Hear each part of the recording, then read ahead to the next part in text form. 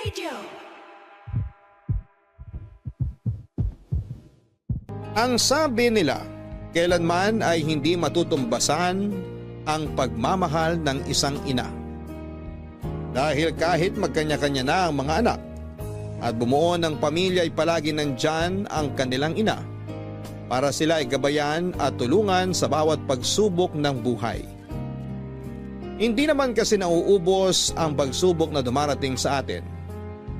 Pero minsan ang lakas na mismo natin ang nagsisimulang maubos hanggang sa tuluyan na tayong manghina. Papa Dudut, just call me Jeya, not my real name. Pero ito rin ang tawag talaga sa akin ng mami at mga kapatid ko. 45 years old ako sa ngayon and working as a professional musician. Dati akong miyembro ng isang kilalang banda pero ngayon ay nakafocus na ako sa paggawa ng mga kanta para sa iba't ibang singer. Matagal ko na ring libangan ang pakikinig ng programa ninyong Barangay Love Stories. Actually, isang programa ninyo sa mga nagiging inspirasyon ko sa pagsulat ng kanta. Yung mga kwento na ini-air ninyo na hango sa totoong buhay ng mga taong nakikinig. Bunso nga pala ako sa 3 magkakapatid. Panganay si Ate Marla at pangalawa naman si Kuya Marlo. Maaga kaming naulila sa daddy namin at tanging si mami na lamang ang nagtatrabaho para sa amin noon. Principal siya sa isang public school at naitaguyod niya ang pag-aaral namin hanggang sa makatungtong na ako sa kolehiyo. Nursing ang kurso na kinuha ko at nagpa-part-time job ako bilang singer sa isang restaurant na malapit lang sa bahay namin, Papa Dudut.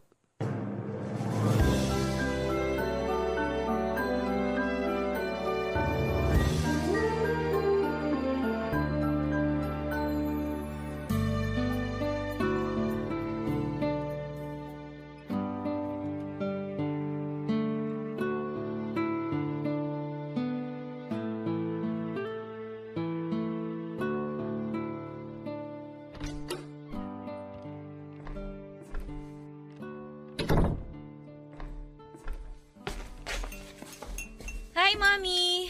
Sorry, medyo late ako nakauwi. Pakis nga po. Hindi pa naman kami tapos kumain ng Ate Marla mo. Sabayan mo na kami. Maupo ka na. Sige po, upo na ako dito. Gutom na rin po talaga ako. Sorry po talaga kung medyo late ako nakauwi ah. Ano pa bang bago doon? Ate Marla, ngayon lang naman ulit ako medyo na late ng uwi ah. Ngayon lang? Sigurado ka? Marla, tama na yan. Nasa harap tayo ng hapagkainan, kaya ituloy mo na lang yung pagkain mo. Jaya, ito ang kanin. Ikaw na lang ang kumuha ng ulam na gusto mo. Meron tayong tinola, tsaka pritong bangus. Mapaparami yata ang kain ko ngayon. Sakto, hindi po ako nag-lunch kanina. Bakit hindi ka nag-lunch? Huwag mo sabihing nagtitipid ka na naman. Hindi po, Mami. Medyo nagda-diet lang po talaga ako. Bakit ka naman magda-diet? Ang payat-payat mo na. Sumiskip na rin po kasi sa akin yung mga pantalon ko eh. Di bumili tayo ng bagong pantalon mo. Okay pa naman po yung mga pantalon ko. Wala pang sira tsaka hindi pa kupas. Kesa naman bumili tayo ng bago. Magda-diet na lang po ako para magkasya ulit sa akin. Sa bagay. Bakit po pala wala pa si Kuya Paulo? Nag-text siya sa akin. Nagsabi na gagabihin daw siya ng uwi. Inaasikaso daw nila yung thesis nila ngayon. Thesis daw talaga ah. Nakikipag-date lang naman yun si Kuya. Pwede ba, Jeya? Huwag mo nga igaya si Paulo sa'yo nang walang ibang ginawa kundi maglakwatsa. Ate Marla, never ako naglakwatsa no. Talaga? Kaya ba palaging mababa grades mo? Medyo mababa lang naman pero at least naipapasa ko lahat ng subject ko. Pasado nga. Pasang-awa naman. Marla, tama na yan. Kaya palaging kinagabi ng uwiyang si Jeya, Mami, kasi panay lakwatsa. Hindi ako nagsisinungaling. Hindi nga ako naglalakwatsa. Rumarakit lang ako at alam ni Mami yon. Kasama ba sa racket mo na yan ang pag-inom ng alak at paninigarilyo? Ha? Ano bang pinagsasabi mo ate? Wala naman akong bisyo, no? Kung ganon, bakit amoy sigarilyo ka? Didikit talaga sa akin yung amoy ng yosi kasi sa restaurant ako kumakanta kasama ng banda ko. Para namang bago sa'yo yung racket ko ate. Matagal mo nang alam na doon ako dumidiretso pagkatapos ng klase ko. Pwede ka naman kasing hindi rumakit. Hindi naman tayo nagigipit ah. natutulungan ko na si Mami sa mga gastusin dito sa bahay. Kapag hindi mo natapos yung pag-aaral mo at nag-focus ka sa pakanta-kanta mo na yan, sa tingin mo ba makakatulong ka sa mga gastusin dito sa bahay? Marla, ano ba? Gusto ko lang naman pong sabihin na kung nagfo-focus na lang si Jaya sa pag-aaral niya, mas makakatulong siya dito sa bahay na to. Sabi ng tama na yan. Tapusin mo na yung kinakain mo bago pa tayo mawalan ng gana pare-pareho. Tapos na po akong kumain. Hindi pa ubos yung kanin at ulam mo, Marla. Nawalan na po ako ng gana. Papasok na po muna ako sa kwarto ko. May mga trabaho pa akong kailangan tapusin. Excuse me po.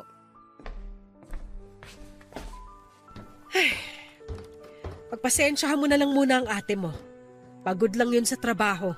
Kahit naman po hindi siya pagod sa trabaho, alam ko naman na disappointed siya sa akin. Hindi disappointed sa iyong ate mo. Nagkataon lang na magkaiba kayo ng hilig sa buhay. Ganun naman talaga yun, di ba? Hindi tayo pare-pareho ng hilig kaya may mga bagay tayong hindi pinagkakasunduan. Basta, palagi akong proud sa lahat ng ginagawa mo. Maniwala ka.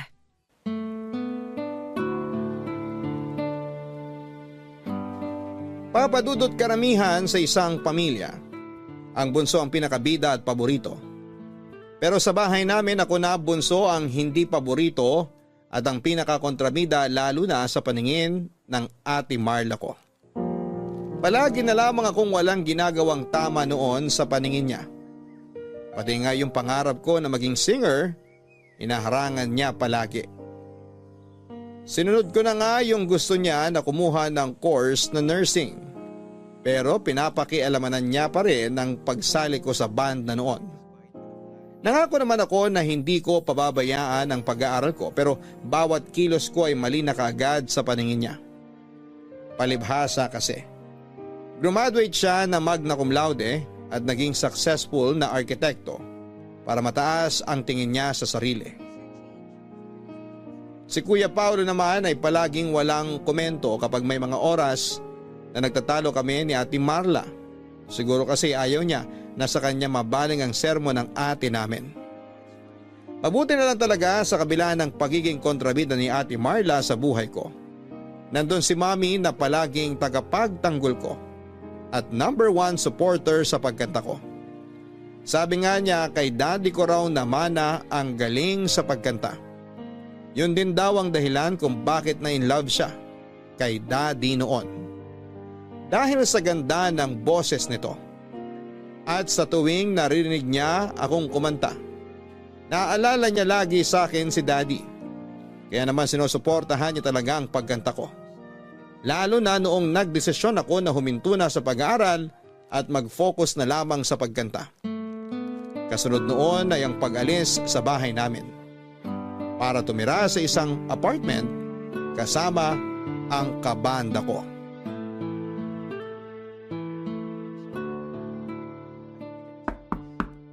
Sandali lang! Oh, Mami! Good morning, anak. Good morning, Mami. Pasok po kayo. Salamat. Ang aga niyo naman po yatang napadaan dito sa apartment namin. Wala kasi akong ibang lakad ngayon, tsaka namimiss na kita. Ito nga at may dala kong almusal para sa'yo. Ito ilalapag ko na sa lamesa, ha? Alam kong namimiss mo na tong special sinangag ko at homemade tocino. Wow! Sobrang namiss ko yan, Mami. Sakto po kasi hindi pa rin talaga ako nag-aalmusal. Sabay na po tayong kumain, Mami. Upo kayo. Sige, anak. Pasensya na, Mami, ha. Medyo makalat kasi hindi pa po ako nakakapaglinis ng apartment. Kaalis lang din po kasi nung kabanda ko para umuwi sa bahay nila eh. Hindi naman masyadong makalat dito kung tutuusin. Pero medyo tanghali na. Bakit hindi ka pa nakapag-almusal? Katatapos ko lang din po kasi maglaba. Ikaw ba naglalaban ng lahat ng mga damit mo? Opo, ang dami ko nga pong nilaban ngayon kaya napagod talaga ako. Ay teka, ihain ko lang po itong dala ninyo. Bakit hindi ka nalang magpa-laundry para hindi ka na napapagod ng ganyan? Hindi naman po ako napapagod masyado, tsaka para makatipid rin po sa mga gastusin dito sa apartment. Ito ang plato niyo, Mami. Salamat, anak. Binuksan ko na rin itong mga lalagyan ng sinangag at tocino na dala ko. Namiss ko talaga tong luto niyo, Mami. Dadamihan ko yung kain ko, ha. Pagsasabayin ko na rin yung almusal at tanghalian para 2-in-1 na. Kailangan mo talagang kumain ng marami kasi ang laki ng pinayat mo mula nung lumipat ka rito. Talaga po ba? Pumayat na ako? Oo! Masyado mo na yatang napapabayaan ang sarili mo eh. Hindi naman po. Medyo stress lang din po kasi sunod-sunod yung gig namin eh. Mukhang hindi ka na nakakapagpahinga ng maayos, Jeya. Bakit kasi hindi ka na lang umuwi sa bahay natin para naaasikaso kita ron? Ay nako, Mami. May stress lang po ako sa bahay. Alam niyo naman po na hanggang ngayon, inis pa rin sa akin si Ate Marla kahit 1 taon nang nakalipas mula nung huminto ako sa pag-aaral. Palagi lang ring mainit ang ulo niya dahil sa trabaho. Baka ang ibig niyong sabihin, palaging may init ang mata niya sa akin kasi lahat ng ginagawa ko mali sa paningin niya. Kaya ang dami niya kagad puting buhok eh. Masyado kasi siyang seryoso sa buhay. Yayain niyo nga po mag-zumba para mag-enjoy naman siya kahit papaano. Huwag kang mag-alala. Gagawin ko yung suggestion mo. Yayayain ko siya sa susunod na linggo para naman makapag-exercise din siya. At para po hindi na madagdagan ng wrinkles niya sa muka, mas matanda na nga po siyang tingnan sa inyo, Mami. Uy, grabe ka na sa ate mo. Di, nagsasabi lang naman po ako ng totoo. Ay, Mami, alam niyo ba, may isang talent manager na kumausap sa amin nung isang araw. Balak niya raw pong ilakad kami sa isang sikat na recording company. Talaga? Naku, nakakatuwa naman yan. Sobra po talaga, Mami. Kapag nagtuloy-tuloy po to, magkakaroon kami na mas maraming racket, sponsor, tsaka mga out-of-town gig. At sisikat ka na, Jeya! Makikilala ka na ng mga tao sa iba't ibang parte ng Pilipinas. Malayo pa po yan, Mami. Ramdam ko na malapit na mangyari yun. Pero ngayon pa lang, uulit-ulitin ko na sa'yo na sobrang proud ako sa'yo, anak. Salamat po. Salamat po kasi lagi kayong nandyan para sa akin. Aba, syempre naman. Ako yata ang #1 fan ng anak kong mahusay kumanta.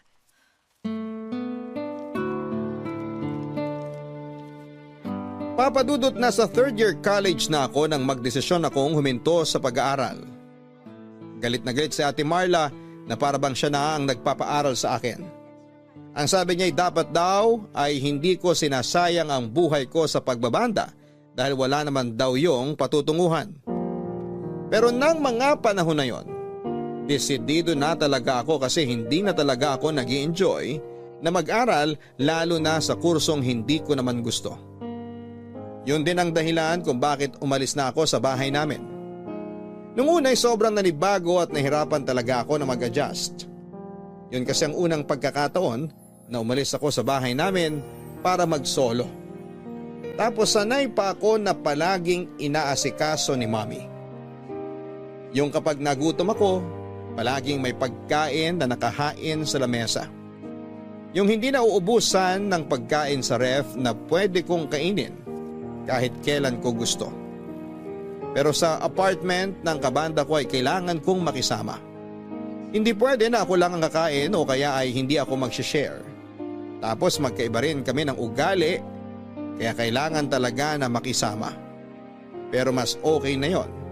Kesa naman doon ako sa bahay namin na palaging mali ang ginagawa ko sa paningin ni Ate Marla.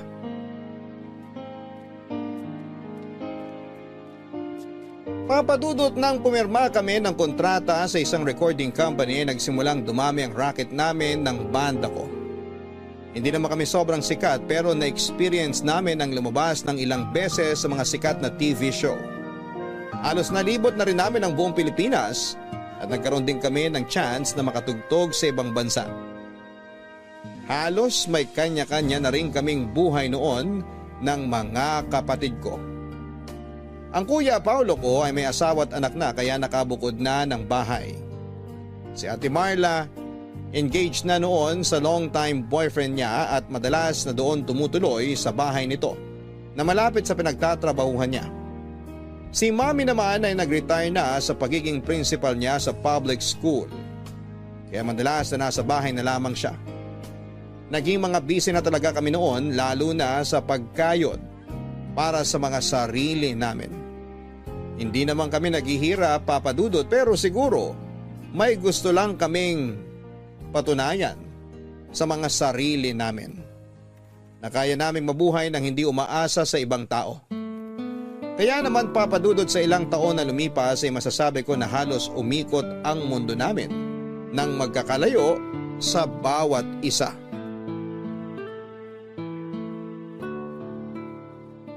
Mami, ang sarap nitong kare-kare nyo ah. Kahit walang alamang masarap na. Sarap no? Ito talagang na-miss ko sa mga nilulutong ulam ni Mami. Pero wala pa rin tatalo sa dinakdakan niya na sobrang paborito ko. Ate, lahat naman yata ng luto ni Mami paborito mo eh. Lahat naman kasi ng niluluto niya masarap. Ayan, namimiss niyo ang luto ko pero ako hindi masyado. Siyempre kasama na kayo doon. Kayo at ang luto niyo ang palagi naming namimiss dito sa bahay. Pasensya na po pala kayo kung hindi ako masyadong makauwi dito. Panay po kasi ang overtime namin sa trabaho nitong mga nakaraan eh. Ayos lang yun. Bakit nga pala hindi mo sinama boyfriend mo rito sa bahay para nakasabay natin siya mag-dinner? Nako, mas busy pa po yun sa akin. Sinubukan kong kulitin pero hindi po niya talaga maisingit sa oras niya eh. Parehas talaga kayong workaholic ng boyfriend mo ate, no? Mas workaholic yun sa akin. Swerte na nga makalimang oras ng tulog yun sa gabi kasi hanggang sa bahay, dinadala niya mga trabaho niya. Mami! Sorry, late ako nakarating. Sobrang na-miss ko kayo, Mami. Payakap mo sa Mami ko. Ang higpit ng yakap pa. Parang wala nang bukas. Halos 3 linggo ko po kayo kasing hindi nakita. Sunod-sunod po kasi yung out of town gig namin. Oo nga, Jeya. Ang astig na mga gig nyo ngayon ah. May mall show na rin kayo. Mga mall sa probinsya lang naman yun, kuya. Astig pa rin kasi mas nakikilala na ang banda nyo. Thank you, Kuya Paulo. Teka, nasan pala ang asawa at 2 anak mo? Hindi sila nakasama ngayon kasi umuwi dun sa bahay ng biyenan ko. Biglaan din kasi ang pag-invite ni Mami ng dinner dito sa bahay. Sayang naman. Namimiss ko na rin kasing kulitin yung mga anak mo. Maupo ka na, Jaya. Sakto kasi kakasimula lang din namin kumain. Sorry po kung ako na naman ang pinaka-late na dumating. Ang traffic po kasi talaga eh. Ano pa bang bago doon? Ikaw naman palagi ang pinaka-late kapag may family dinner tayo. Palibhasa, wala ka kasing pagpapahalaga sa oras ng ibang tao. Hindi ba pwedeng na traffic lang ako sa EDSA? Bakit napunta na sa pagpapahalaga sa oras ng iba? Alam mo namang laging traffic sa EDSA, bakit hindi ka nag-adjust ng oras mo? Ang hirap kasi sa'yo, wala kang pakialam sa mga taong naghihintay sa'yo. Ang hirap din sa'yo ate, masyado kang feeling perfect. Jeya, tama na yan. Eh kasi naman tong si Ate Marley, palagi na lang feeling perfect. Nakakainit ng ulo. Pagod na nga yung tao kung ano-ano pang maririnig ko. Ikaw lang bang pagod? Galing din kami sa trabaho ni Paolo pero hindi kami na-late sa call time ni Mami para sa dinner na to. Mga anak, tama na yan. Magkakaiba tayo ng trabaho. Mas hawak nyo ni Kuya Paulo ang mga oras ninyo, hindi kagaya ng trabaho ko. Eh di humanap ka ng trabaho nang hindi ka nagre-reklamo dyan. Ate Marla, Jeya, tama na yan. Hindi naman ako nagre-reklamo, no? Gusto ko lang ipaintindi sa inyo na magkaiba tayo ng nature ng trabaho. Huwag mo igaya sa boring na trabaho mo yung mga gig ko. Boring pala. Kahit halos triple ang kinikita ko sa trabaho kaysa dyan sa walang kwentang ginagawa mo. Grabe ka na magsalita ah! Mas grabe ka! Masyadong mataas tingin mo sa sarili mo. Hindi ba talaga kayo titigil ha? Ate Marla, Jeya? Minsan na nga lang tayo magkasama-sama dito sa bahay, mag-aaway na naman kayo. Hindi nyo na nirespeto si Mami. Eto kasi si Jay eh. Anong ako? Ikaw to nag-umpisa. Nag-umpisa lang naman to dahil late ka na naman. Sinabi ko naman yung dahilan, di ba? Hindi ko naman ginusto na... Tama na, ano ba?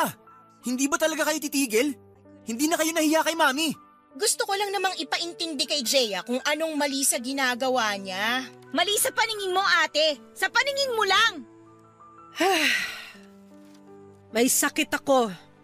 Stage 3. Glioblastoma. Isang uri yun ng brain cancer. At yun ang dahilan kung bakit inimbita ko kayo rito sa bahay para magkasama-sama tayong 4. Kaya sana, ibigay nyo na sa akin ang oras na to para magkaroon tayo ng masaya at matiwasay na hapunan.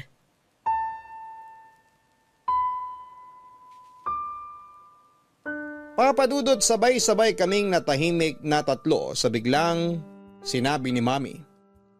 Kaagad na nanikip ang dibdib ko nang marinig ko ang sinabi niya tungkol sa sakit niya. Hindi ako makapaniwala lalo na noong mahinahon niya pa yung sinabi sa amin. Una, ang rehistro sa utak ko ay nagbibiro lamang si Mami. Gusto ko talagang isipin na biro lang ang lahat. Pero kilala ko ang nanay ko. Hindi siya kailanman gagawa ng kahit na anong biro tungkol sa bagay na yon. Kaya sobra kong pinigil ang luha ko ng mga oras na yon. Nag-guilty rin ako kasi inisip ko na dapat ay hindi ako na late sa dinner namin na yon, Papa Dudut.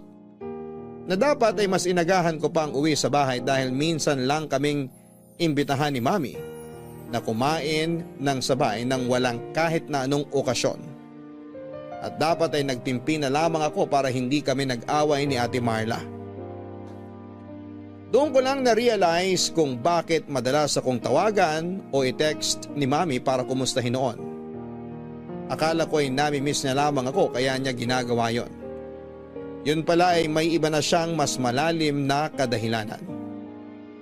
Pero pagkatapos ng gabi na yon, ay hindi na kami nag-aksaya pa ng oras. Sinamahan namin si Mami sa mga follow-up check-up niya hanggang sa magsimula na ang chemotherapy niya. Wala namang problema sa pera dahil kaya naming mag-share para sa mga gastusin. Dahil ako ang pinakamadalas na out of town, ang ginagawa ko na lang para makabawi kahit papaano ay palagi akong tumatawag pagkatapos ng mga gig ko para kumustahin si Mami. Pero Papa Dudut, sa oras na matapos ang gig ko, kahit saan mang lugar ako naroroon, sinisikap ko na dumiretso uwi sa bahay namin para puntahan si Mami.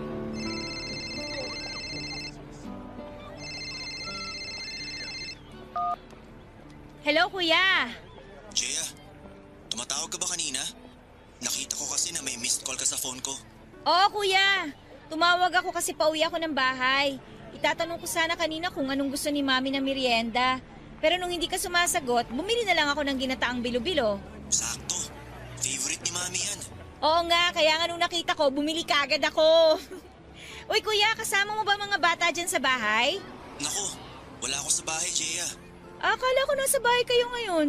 Nabanggit mo kasi na matutulog kayo kagabi sa bahay para may kasama si Mami doon, di ba? Umalis din kami pagkatapos namin mag-dinner. Maaga kasi ang schedule ng dentist itong mga bata, kaya hindi na kami natulog doon sa bahay. Sabi naman ni Mami okay lang daw kahit umuwi na kami ng mga bata. Naku, kung alam ko lang na hindi kayo matutulog doon, sana pala pinilit kong umuwi kagabi. Si Ate Marla ba, sinamahan si Mami kagabi? Hindi ko sure eh, pero baka naman maaga siyang umuwi kanina.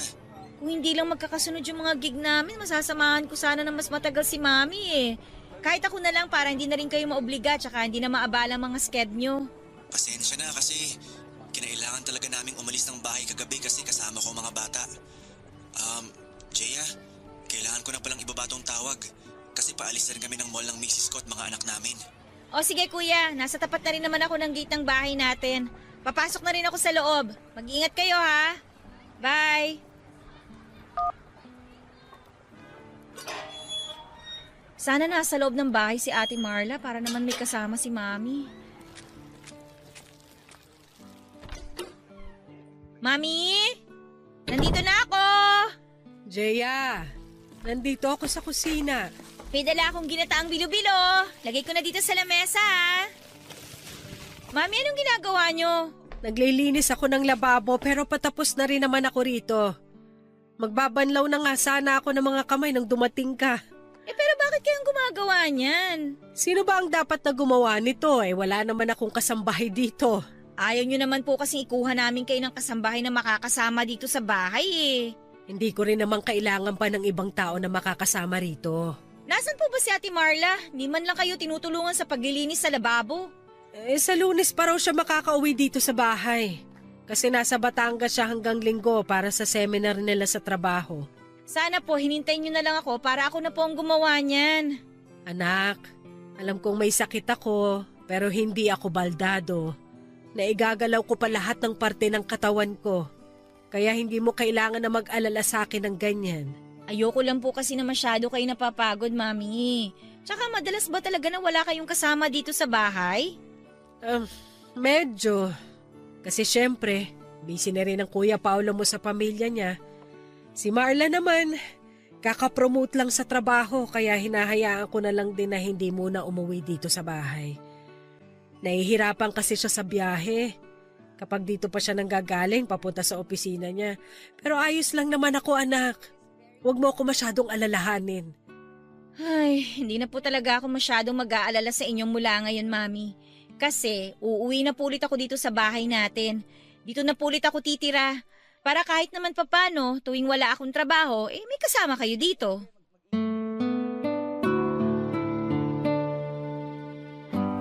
Papadudot nang magsimula ang chemotherapy ni Mami ay mas dumadami naman ang racket namin ng banda ko.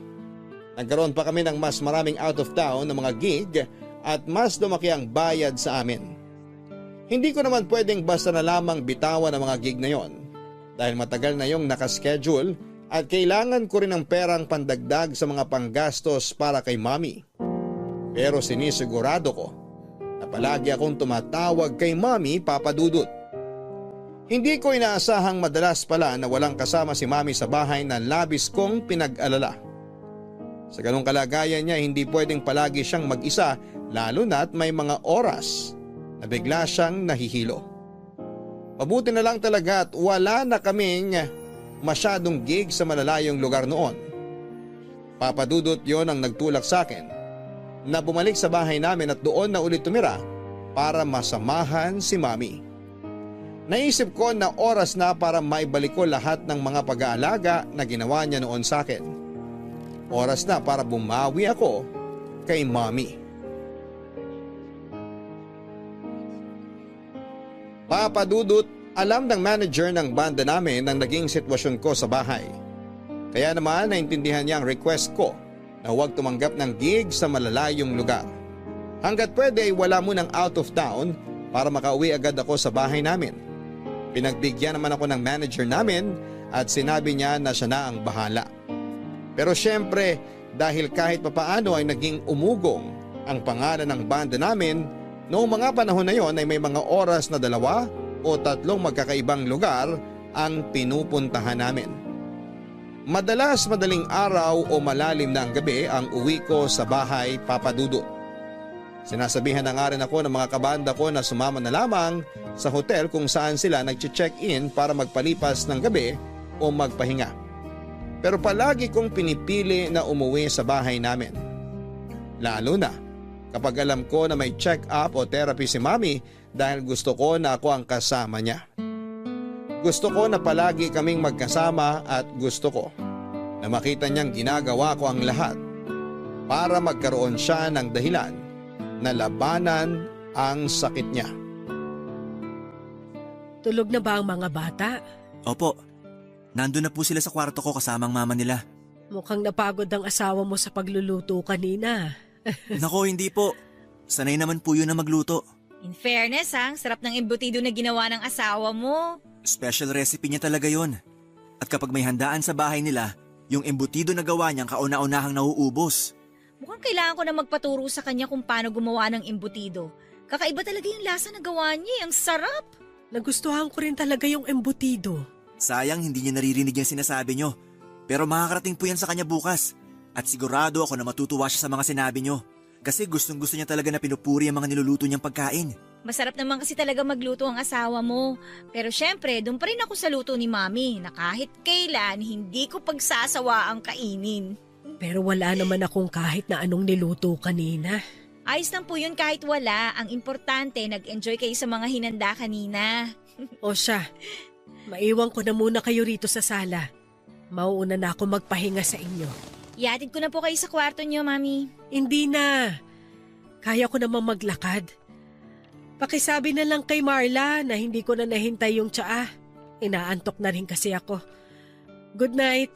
Good night po. Buti na lang talaga, Kuya Paolo. Magaling din magluto ang asawa mo, no? Sinabi mo pa. Pasensya na kung wala akong naambag sa pagluto ng dinner, ha? Uy, meron naman. Yung paghihiwa mo ng mga bawang at sibuyas. O nga pala, ako nga pala naghiwa ng mga gulay. Oh, nasan si Mami? Pumasok na sa kwarto niya, inaantok na daw eh. Ah, ganun ba? Oh, ilalapag ko na dito sa lamesa tong tray ah. Dahan-dahan lang sa pagkuha ng tasa, mainit yung tsaa. Salamat, ate. Nakausap ko nga pala yung doktor ni Mami nung sinamahan ko siya sa therapy niya. O, anong sabi ate? hindi na raw maganda yung lagay ni Mami. Akala ko ba okay yung response ng katawan niya sa mga gamot at therapy na ginagawa sa kanya? Tsaka ang sigla-sigla ni Mami ah. Buong araw nga niyang kakulitan yung mga anak ni Kuya Paulo eh. Oo nga, pero... Pero? Pero ano, ate? Ano... Ano? Ba't hindi mo matuloy ang gusto mong sabihin, Ate Marla? Kasi hindi madali para sa akin sabihin na... binigyan na ng taning ng doktor ang buhay ni Mami. Ang sabi ng doktor, kalahating taon na lang daw natin siya makakasama at kahit matapos pa raw ni Mami ang therapy, hindi na raw mawawala ang cancer sa katawan niya kasi Teka. kumalat. Kalahating taon? Sigurado ba siya? Oo, kaya mas mabuti pa raw kung ititigil na lang natin yung gamutan kung gusto nating ma-enjoy pa niya ang natitirang mga oras niya. Eh paano naman nakasiguro yung doktor sa taning niya? Paano niya nalaman yun? Diyos ba siya? Tsaka bakit gusto ni Doc na itigil na natin yung therapy ni Mami? Ang labo naman niya! Kasi nga ganon din naman. Hindi na rin maliligtas ng mga gamot si Mami. Ang punto lang ni Doc, para hindi na mahirapan si Mami sa mga therapy niya. Mas makaramdam siya ng ginhawa. Wow, ate! So naniniwala ka talaga sa sinabi ng doktor na yon? Hindi naman sa ganon. Kaya lang, ayoko na rin sanang mahirapan si Mami. Kaya... Hindi natin ititigil ang therapy ni Mami. Pati na ang mga gamot niya. Ilalaban natin si Mami. Ilalaban natin yung buhay niya.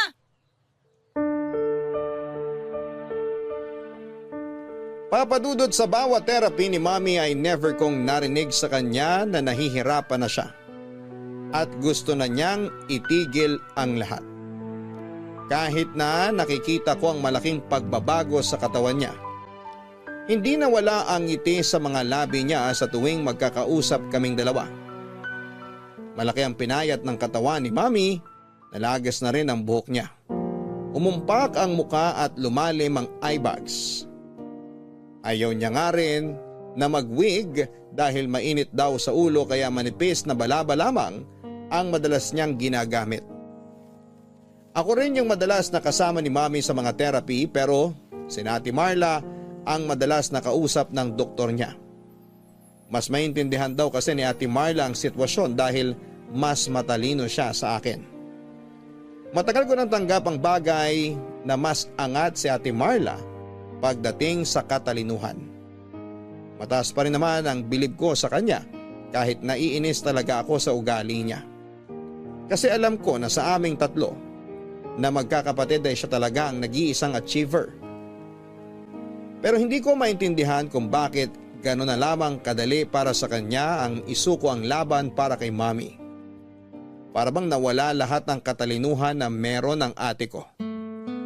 Hindi ko talaga inaasahan na sa kanya ko pa unang maririnig na hindi na namin dapat ilaban pa si Mami.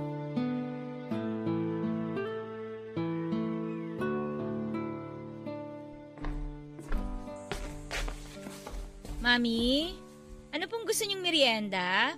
Hindi pa naman ako nagugutom, anak. Sigurado po kayo? Oo, busog pa naman ako. Naparami ang kain ko kaninang tanghalian natin.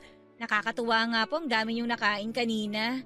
Sabihan niyo lang ako kung anong gusto niyong kainin mamaya pag nagutom kayo, ha? Sige, sabihan kita agad. Ano po palang ginagawa niyo? Halika, Jeya. Tabihan mo ako dito sa sofa. Samahan mo ako na tignan ng mga to. Ano po ba yan, Mami? Nakita ko kasi sa kwarto kanina tong maliit na photo album. Sobrang luma na yan, Mami, ah. Oo, field trip pa to ng mga kapatid mo. Noong nasa elementary sila. Sinama ka namin. Ay, naalala ko po tong isang picture na to, Mami. Yan, yung nasa butterfly garden tayo. Oo nga po. Tapos, palagi akong sinusundan ng mga paru-paro. Kayong dalawa ng Kuya Paulo mo ang palaging sinusundan ng mga paru-paro nung nandun tayo.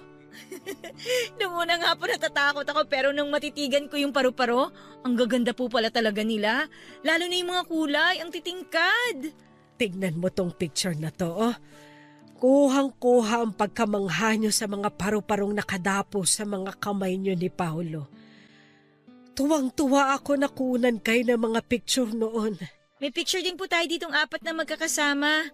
Ang ganda po ng mga ngiti natin dyan, oh. Mukha tayong masaya lahat sa picture na yan. Kahit 6 na buwan pa lang ang nakakalipas mula nang mawala ang daddy mo. Oo nga po, Mami. Kaya wala na rin po ako masyadong maalala tungkol sa kanya.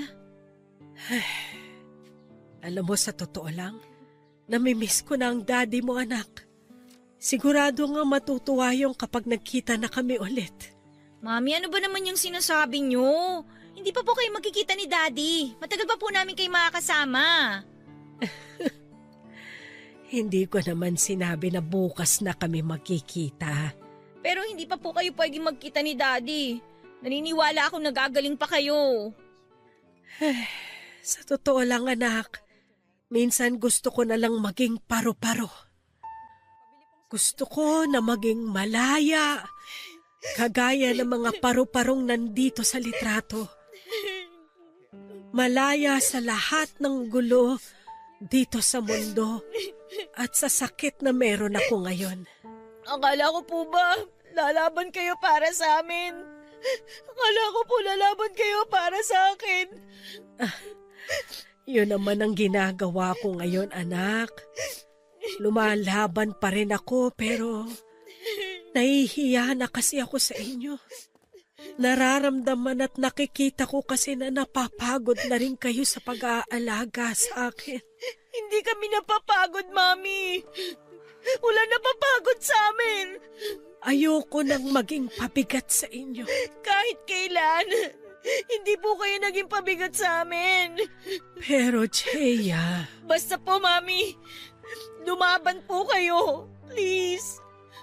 Lumaban kayo kasi pilit kaming lumalaban para sa inyo. Lalo na po ako. Ayoko pong mawala kayo sa akin.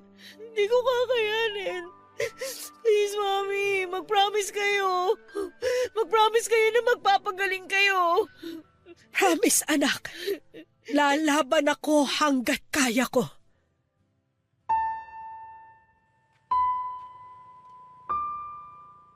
Papadudot nang makausap ko ang doktor ni Mami, sinabi niya sa akin na napakaliit na ng chance na mawala ang cancer niya lalo't umakyat na ito sa stage 4. Pero ang mas masakit doon ay nang marinig ko rin mula sa doktor mismo na wala ng 1 taon ang itatagal ng buhay ni Mami. Gusto kong magalit sa kanya ng mga panahon na yon dahil isip-isip ko ay wala siyang karapatan. Nabigyan ng taning ang buhay ng nanay ko. Hindi siya Diyos para malaman kung hanggang kailan na lamang mabubuhay ang isang tao. Isa pa'y malakas ang loob ni Mami na nakikita ko sa kanya na gusto niya pa ring lumaban para makasama kami ng mga anak niya. Gusto niya na makita ako na inaabot ang pangarap ko. Nang magkakwentuhan nga kami ni Mami tungkol sa mga litrato sa photo album na hawak niya, bumalik sa alaala ko ang lahat ng pag-aalaga na ginagawa niya sa akin noon. Ang pinakapaborito ko sa lahat ay nang ipasyal niya kaming magkakapatid noong mga bata pa kami sa isang butterfly garden. Kalahating taon pa lang noon ang nakakalipas mula nang mamatay si Daddy at may lungkot pa rin sa puso ko ng mga oras na yon. Pero sinabi ni Mami na naging paru-paro na raw si Daddy, na malaya sa lahat ng sakit na meron siya noon. Sinabi niya na nasa masayang lugar na raw si Daddy at lumilipad na parang isang paru-paro. Pero papadudot, ng mga oras na kausap ko si Mami habang hawak niya ang photo album, alaala ng masayang kabataan ko. Nangako ako sa sarili ko na hindi ko siya bibitawan hanggat kaya ko.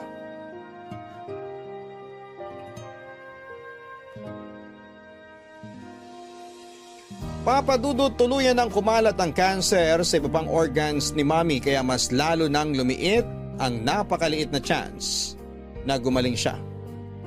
Ang sabi nga ng doktor ay wala na talagang gamot o therapy ang makakapagpagaling sa sakit niya.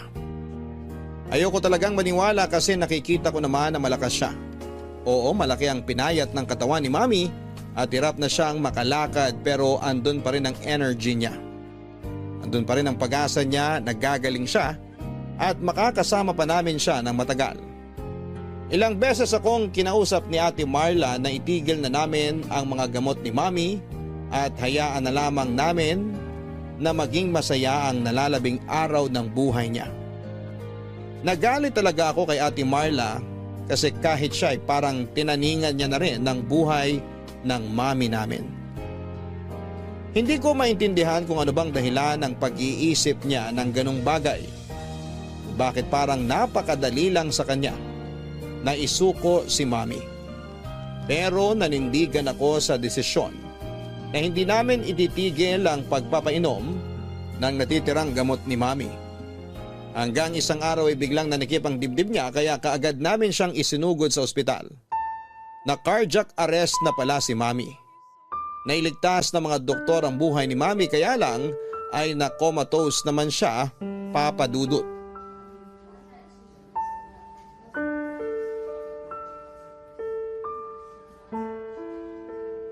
Tagal namang mag-usap ni Ate Marla at saka ng doktor ni Mami.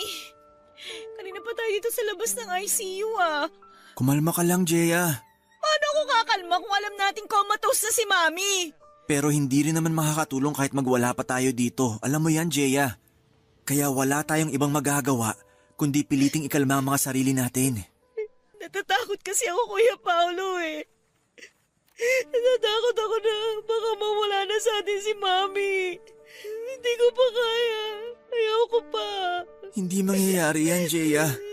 Sabi ni Mami nung last dinner na magkakasama tayo, lalaban siya para sa atin ng mga apo niya. Kaya alam ko, nalalaban pa rin siya hanggat kaya niya. At kailangan na matatag tayo sa oras na magising siya. Kailangan na matatag ka, Jeya. Oo, Kuya. Magiging matatag ako para kay Mami. Lumabas na si Ate Marla at ang doktor. Palapit na rin si Ate Marla dito sa atin. Salubungin na natin siya. Sige, Kuya. Ate Marla, anong sabi ng doktor? Ang sabi ng doktor, kumalat na talaga ang cancer sa utak ni Mami. Pero magigising pa naman siya, di ba? Ate, ano? Bakit hindi ka magsalita? Magigising pa naman si Mami, di ba? Makakausap pa natin siya. Makakasama pa rin natin siya, di ba? Makina na lang ang dahilan kung bakit humihinga pa si Mami ngayon at kapag nagdesisyon tayo na itigil na... Anong ititigil? Anong desisyon? Wala tayong dapat na itigil, Ate Marla! Tsaka bakit ba ayaw mo sagutin yung mga tanong ko? Kasi alam ko namang alam mo na kung anong mga sagot sa tanong mo, Jeya. Sobrang liit na lang ng chance na magising si Mami. Pero may chance pa rin! May chance pa rin na magising pa rin si Mami! At hindi ko bibitawan ang chance na yon! Ate Marla, kung tungkol sa mga gastusin dito sa ospital, pwede naman natin pagtulong-tulungan yun, di ba? Kakayanin natin i-cover lahat ng gastusin dito! Tapos ano? Pahihirapan na naman natin si Mami. Si Mami ang nagsabi sa atin noon na gusto niyang lumaban para sa atin. Para mas makasama ba niya tayong lahat? Bakit ba palagi napakadali para sa'yo yung bitiwan siya, ha? Jeya, Ang tigas naman ang puso mo, Ate Marla! Parang hindi ka anak ni Mami para maisip mo na bitawan na lang siya basta-basta! Hindi rin madali sa akin ang lahat, Jeya. Palibasa ikaw, wala ka ng ibang inisip kundi ang sarili mo.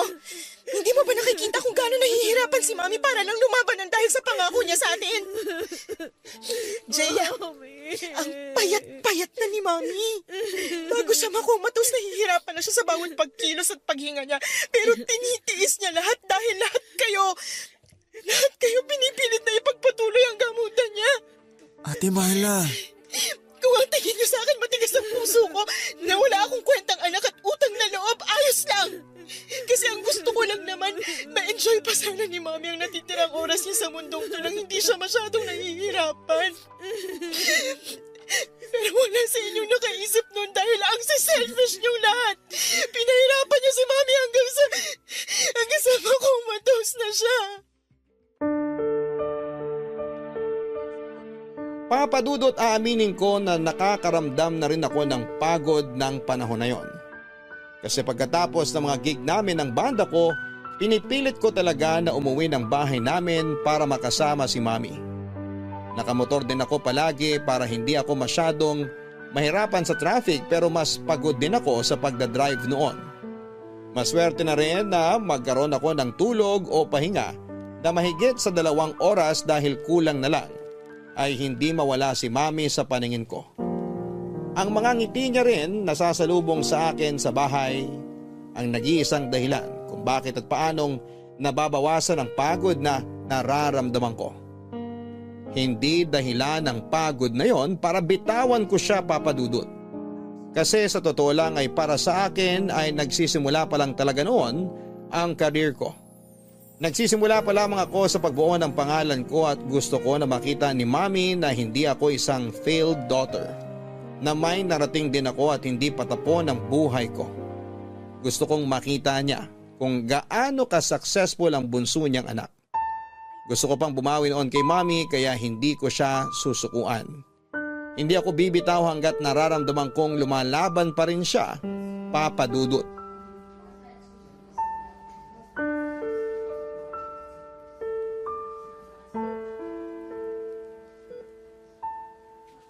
Jaya. Jaya, gising na. Ate Marla, sorry ah. Nakatulog pala ako dito sa may tabi ni Mami. Kanina ka pa ba? Kadarating ko lang. Gusto mo bang umuwi muna sa bahay para makapagpahinga ka ng maayos? Hindi ate, ayos lang ako dito. Eto nga palang kape, dinalan kita. Salamat. Iinumin ko na lang mamaya. Parehas nga pala kayo ni Mami, pinapalamig muna ang kape bago inumin. Gusto kasi namin na diretso na kagad na maubos yung kape kaya hinihintay muna naming lumamig. Parehas naman kami ni Paolo na namana kay Daddy na kahit nakakapaso pa ang init ng kape, inuunti-unti agad naming inumin. Jaya, alam ko na hindi talaga tayo masyadong close pero mali ka sa iniisip mo na matigas ako. Na matigas ang puso ko. May isang beses kasi na nagkausap kami ni Mami. Ang sabi niya, napapagod na raw siyang magpagamot. Napapagod na siyang lumaban. Sinabi niya yon? Oo. Sinabi niya pagkatapos ipaalam sa atin ng doktor na hindi napigilan ng cancer na kumalat sa ibang organs niya. Tapos tinanong ko siya kung gusto ba niyang itigil ng therapy niya at ang mga gamot na iniinom niya. Anong sagot niya? Ang sabi niya, hindi raw. Kasi alam niyang ayaw niyo ni Paolo. Ayaw niyong itigil ang pagpapagamot niya. Sigurado raw kasi siya na gusto niyong lumaban pa siya kaya ganun daw ang gagawin niya kahit nahihirapan na siya. Nahihirapan din ako pero ayoko nang mas mahirapan pa si Mami. Kaya sinabi ko sa inyo noon na itigil na natin lahat ng ginagawa sa katawan niya para lang humaba pa ang buhay niya. Pero ang sabi ng doktor, pwede pa naman lumagising si Mami. Oo, napakaliit ng chance, pero pwede pa. Kasi hindi pa naman siya bumibitaw eh. Lumalaban pa rin siya hanggang sa mga oras na to. Lumalaban na lang siya para sa atin at hindi para sa sarili niya, Jaya. Alam ko na nakikita mo na kahit nakangiti ang mga labi ni Mami, nahihirapan na siya. Nahihirapan na si Mami pero hindi siya bumibitaw dahil sa atin. Dahil sa'yo. Hindi naman talaga matigas ang puso ko. Ayoko ring mawala si Mami pero ayoko na siyang mahirapan pa. Gusto ko na siyang magpahinga. Hindi ko alam, Ate Marla. Kasi sa totoo lang, hindi ko alam kung kakayanin kung mawala si Mami. Lahat naman tayo nahihirapan. Pero sana, maisip mo na habang patuloy tayo naghihintay na magising si Mami, patuloy din siyang nahihirapan para sa atin. Jaya, hindi talaga madali to pero baka oras na. Oras na para bumitaw tayo. Hindi, ayoko. Hindi bibitaw. Hindi ko susukuan si Mami. Kung pagod na kayo, sige. Umalis na kayo lahat. Basta ako, ilalaban ko si Mami hanggang sa huli. lalabas na muna ako para kausapin ng doktor ni Mami. Mami! Mami! Alam ko naririnig mo ako. Alam ko na nararamdaman mo ang higpit ng pagkakahawak ko sa kamay mo. Mami! Sobrang miss na kita. Yung mga yakap mo, mga kwento mo, tsaka yung mga ngiti mo. Mami, gigising ka pa naman, di ba? Kasi babawi pa ako sa'yo eh. Makikita mo pa ako na kumakanta sa mas malaking stage. Makikita mo pa ako na inaabot yung mga pangarap ko. Eto pa lang ako. Nagsisimula pa lang tayo, kaya please, gumising ka na.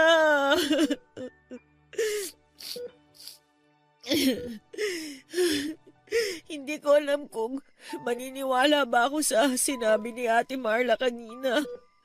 Mami, gusto mo na ba talagang sumuko ako? Gusto mo na ba talagang magpahinga? Kasi ako ayoko pa sana eh. Ayoko pa mawala ka sa amin.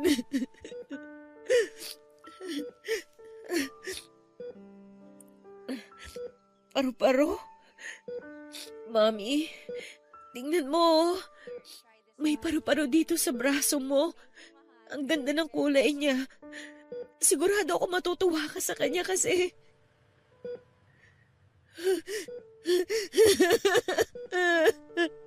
Mami! Mami! Ito na ba yung sign mo para sa akin? Ha? Ito na ba yung sagot mo sa mga tanong ko?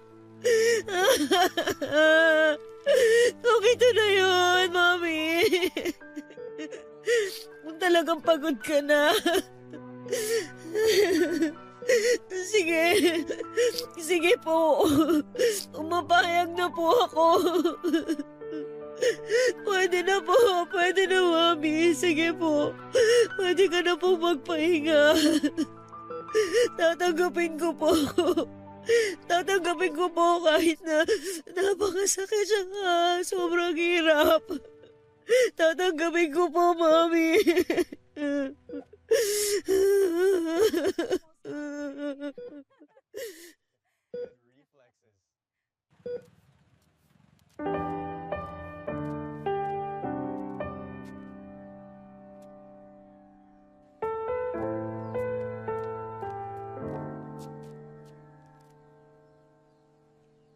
Papadudot, wala sa bukabularyo ko noon ang salitang pagsuko sa kalagayan ni Mami. Handa akong ubusin ang savings ko para lamang hintayin na magising siya. Naniniwala kasi ako noon na babalik siya. Na magigising siya ulit at makakasama pa namin, kaya ayoko talagang bumitaw. Kahit parang ako na lamang talaga noon ang kumakapit at naniniwala sa bagay na yon. Handa pa rin ako na maging matatag at maghintay na gumaling siya. Pero nang makausap ko si Ate Marla at humingi siya ng sorry pagkatapos niyang magpaliwanag, nagsimula akong maguluhan sa nararamdaman ko. Inisip ko kung dapat ko pa ba talagang ipagpatuloy ang pakikipaglaban para mabuhay si Mami. Kung dapat ko pa bang ilaban ang gamutan sa kanya kahit sobrang liit na ng tsansa na magising siya. Kahit pikit ang mga mata niya, nakikita ko kung gaanong nahihirapan ang katawan ni Mami. Sa dami ng aparatong nakadikit sa kanya ay alam ko na hindi siya komportable kung may malay man siya. Pero gusto ko pa rin siyang ilaban. Gusto ko pa rin siyang makasama ng mas matagal. Pero ang hindi ako sigurado ay kung yun din ba ang gusto niya na mangyari noon. Papadudot, humingi ako ng sign kay Mami kung gusto niya na bang bumitaw ako. Gusto ko na maramdaman ko na sa kanya galing mismo na kailangan ko na siyang palayain. Kasi sa totoo lang ay kung ako ang tatanungin ay hindi ko pa kaya. Ayoko pa. Ayoko pa siyang mawala sa buhay ko. Pero nang makita ko ang paru-parong dumapo noon sa kamay niya na lumipad papunta sa kamay ko, yun ang naging sign ko para tuluyan ko na siyang bitawan. Alam ko na sign na yon dahil walang bukas na bintana sa ICU room na pwedeng maging daanan ng paru-paro. At kung paano siyang nakapasok doon ay hindi ko alam. Ang sigurado lamang ako ay sign yon ni Mami para bumitaw na ako sa mahigpit na pagkakakapit ko sa kanya. Papadudot isang araw ang lumipas ay muling na cardiac arrest si Mami. Pero sa pagkakataon na yon ay handa na ako sa susunod na mangyayari. Handa na ang puso ko na bitawan si Mami kahit sobrang hirap. At nang lumabas ang doktor mula sa ICU ay inaasahan ko na ang sasabihin niya na hindi na nila nailigtas pa ang buhay ni Mami kaya napayakap na lamang ako ng mahigpit kay Ate Marla. Hindi madali para sa akin ang tanggapin ang pagkawala ni Mami. Pero alam ko na pagkatapos niya kaming iwanan, magiging masaya at tahimik na siya. Kasi wala na siyang kahit na anong therapy na kailangan pagdaanan. Wala nang kirot o hirap pa sa mundong ito. At alam ko na magiging masaya at tahimik siya sa oras na makita niyang maluwag na naming tinanggap ang pagkawala niya. Mahigit 2 dekada na rin po ang lumipas mula na mawala si Mami Papadudot. Hanggang ngayon nga ay naluluha pa rin ako habang sinusulat ang kwento ko na ito. May kirot at lungkot na alam kong mananatili na lamang na malalim na peklat dito sa puso ko. Ang mahalaga ay natanggap ko na ang pagkawala ni Mami at sigurado ako na masaya siya kasi natupad ko na ang mga pangarap ko at naging mabuting asawa at ina rin ako na kagaya niya. Maraming salamat po sa pagbibigay ng oras na mai-air ang kwento ko sa tanghaling ito. At sana po'y nakapag-iwan ito ng aral sa ating mga kabarangay. Ang inyong forever kapuso at kabarangay, Jeya. Maraming salamat, Jeya, sa pagsulat mo sa aking programa dito sa Barangay Love Stories. Ramdam ko ang lungkot ng ating mga kabarangay na nakapakinig ng kwento mo pero sigurado ako na malalim ang aral na naiwan mo sa kanila. Ang aral na sadyang maikli ang buhay nating lahat. Kaya dapat na palagi